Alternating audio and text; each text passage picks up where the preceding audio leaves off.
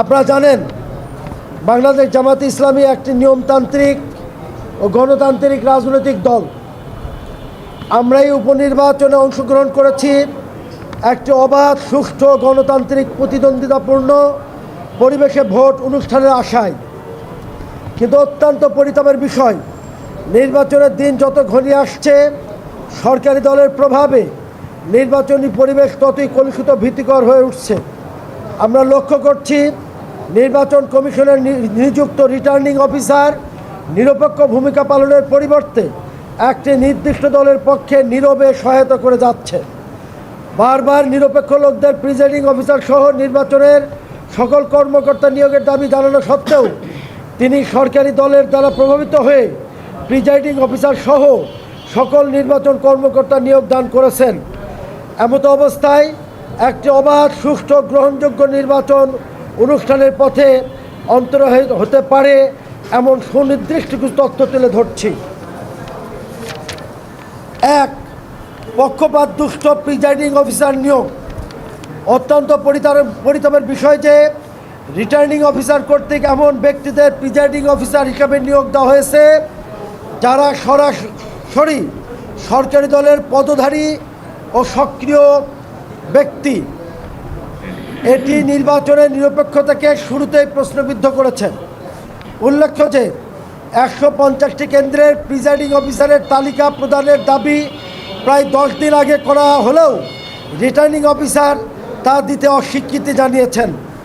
আমরা বিভিন্নভাবে প্রিজাইডিং অফিসারের তথ্য পেয়ে এর মধ্যে 16 জনের বিষয়ে নিশ্চিত হয়ে প্রমাণক সহ রিটার্নিং অফিসারের কাছে অভিযোগ দাখিল করেছি। রিটার্নিং অফিসারের এহেন অস্বচ্ছ ও দলীয় পদধারী লোকদের নির্বাচনে নিয়োগদানের জন্য তীব্র নিন্দা এবং সকল প্রিজাইডিং অফিসার সহ নির্বাচনী দায়িত্বে নিয়োজিত এমন দলীয় লোকদের নির্বাচন থেকে বিরত রাখার দাবি জানাচ্ছি। 2, সরকারি কর্মকর্তাদের আচরণবিধি লঙ্ঘন। মোহাম্মদী হাসপাতালের সরকারি চিকিৎসক, কর্মকর্তা, কর্মচারীরা প্রকাশ্য দিবালোকে সরকার দলের প্রার্থীর পক্ষে মিছিলে অংশ নিচ্ছেন। সরকারি বেতনভুক্ত কর্মচারী হয়েও তারা যেভাবে নির্বাচনী প্রচারে লিপ্ত হচ্ছেন তা সরকারি চাকরি শৃঙ্খলা আচরণবিধি চরম লঙ্ঘন। এছাড়াও আমরা জানতে পেরেছি যে বিভিন্ন সরকারি দপ্তরের কর্মকর্তা কর্মচারীদের সরকার দলীয় প্রার্থীর পক্ষে প্রচারণা নামতে বাধ্য করা হয়েছে।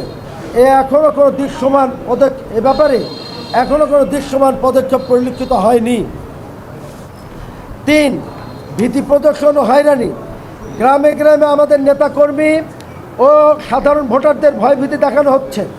সাধারণ ভোটারদের ভোট কেন্দ্রে না যাওয়ার জন্য পরোক্ষ প্রত্যক্ষ হুমকি সহ নানাভাবে নির্বাচনের পরিবেশ বিঘ্নিত করার চেষ্টা চলছে। অবাধ ও সুষ্ঠু নির্বাচনের লক্ষ্যে আমাদের সুপারিশমালা নির্বাচন কমিশন ও স্থানীয় প্রশাসনের কাছে আমরা নিম্নোক্ত দাবি ও সুপারিশ পেশ করছি। 1, দলীয় পক্ষপাত মুক্ত নিয়োগ। সকল দলীয় পদধারী ও পক্ষপাত দুষ্ট প্রিজাইডিং অফিসার সহ অন্যান্য নিয়োগকৃত নির্বাচনী কর্মকর্তাদের অবিলম্বে অপসারণ করতে হবে। তাদের স্থলে নির্দলীয়, সৎ ও নিরপেক্ষ কর্মকর্তাদের নিয়োগ নিশ্চিত করতে হবে। 2, সিসি ক্যামেরায় পর্যবেক্ষণ।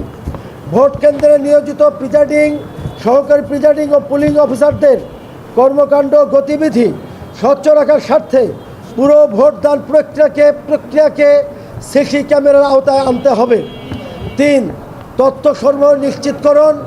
প্রিজাইডিং অফিসারদের ভোট শুরুর আগে থেকে ফলাফল ঘোষণা পর্যন্ত সকল তথ্য নথিপত্র বিধি মোতাবেক পুলিং এজেন্টদের সরবরাহ করতে বাধ্য থাকতে হবে। কোনো অবস্থাতেই এজেন্টদের কেন্দ্র থেকে বের করে দেওয়া যাবে না। 4, ভোট কেন্দ্রে সুষ্ঠু পরিবেশ তৈরি। ভোট কেন্দ্রে 400 গজের মধ্যে কোনো প্রকার জটলা, মিছিল বা ভোটারদের প্রভাবিত করার কার্যক্রম কঠোরভাবে দমন করতে হবে। প্রচারপত্র বিলি বা অন্য কোনো মাধ্যমে ভোটারদের উপর চাপ সৃষ্টি করা যাবে না।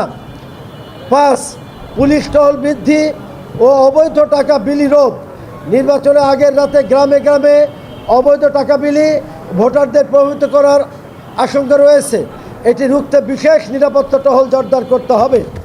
6, আইন শৃঙ্খলা বাহিনীর নিরপেক্ষতা, পুলিশ ও আইন শৃঙ্খলা রক্ষাকারী বাহিনীকে কোনো নির্দিষ্ট দলের হয়ে কাজ না করে সাধারণ ভোটারদের নিরাপত্তা নিশ্চিত করতে হবে। বর্তমানে প্রশাসন আইন শৃঙ্খলা বাহিনীর সদস্যদের ভূমিকা দৃশ্যমান হলেও ভোট শেষ না হওয়া অবধি আরও কঠোরভাবে অব্যাহত রাখতে হবে।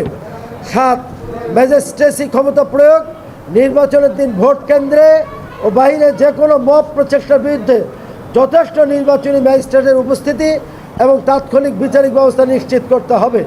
উপস্থিত সাংবাদিক বন্ধুগণ, জনগণ যদি তাদের পছন্দের প্রার্থীকে অবাধে নিরাপত্তার সাথে ভীতিহীন পরিবেশে ভোট দিতে না পারে তবে এই নির্বাচনের কোনো নৈতিক ভিত্তি থাকবে না। আমরা আশা করি নির্বাচন কমিশন আমাদের এই যৌক্তিক দাবিগুলো গুরুত্বের সাথে বিবেচনা করবে।